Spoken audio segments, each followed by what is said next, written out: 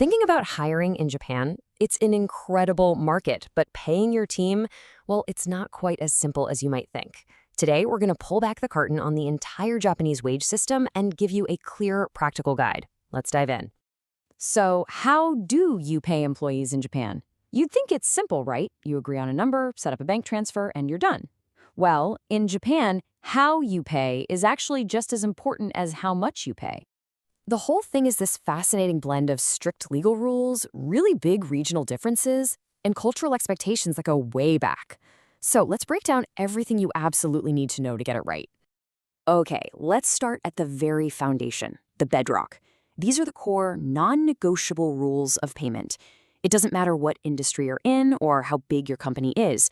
Every single employer in Japan has to play by these rules. It really boils down to four key principles. First, you've got to pay in Japanese yen. Second, the money has to go directly to the employee, no middlemen.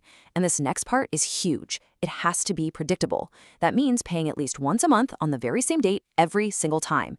It's all designed to create total financial stability for the worker.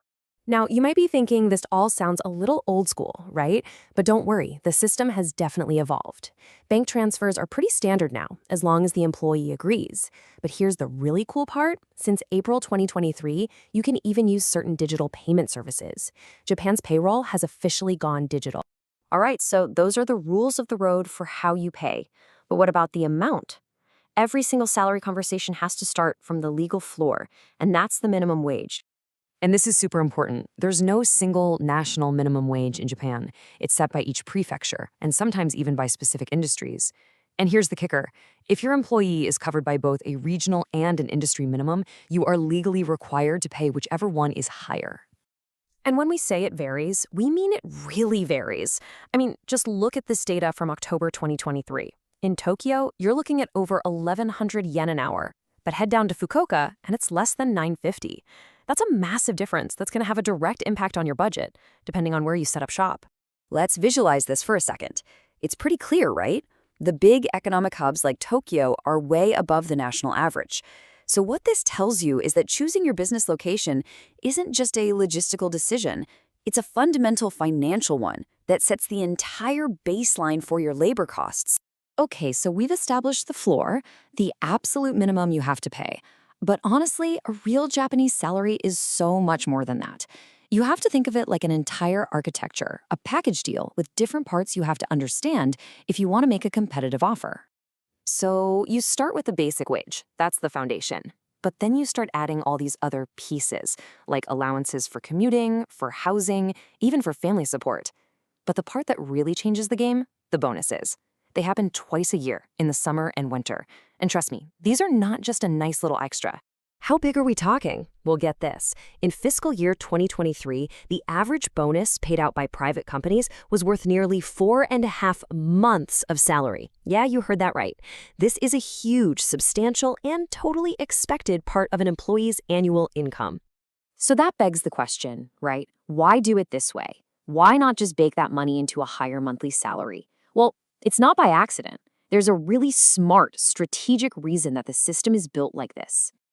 And here it is, this secret sauce. Because bonuses are variable, they act as this incredibly flexible buffer. When times are good, companies can be generous. But if there's a downturn, they can cut back on bonus payouts to reduce labor costs, often without having to resort to layoffs. It's like a financial shock absorber built right into the payroll system. All right, so that's how people get paid while they're working for you. But what happens when they decide to leave? This is where the final piece of the compensation puzzle comes in, the very common practice of severance pay.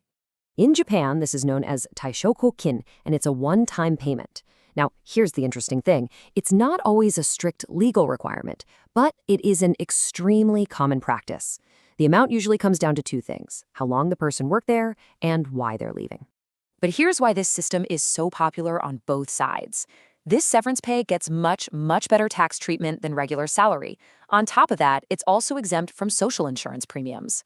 This makes it a really attractive, tax-efficient way for a company to say thank you for years of dedicated service. Whew, okay.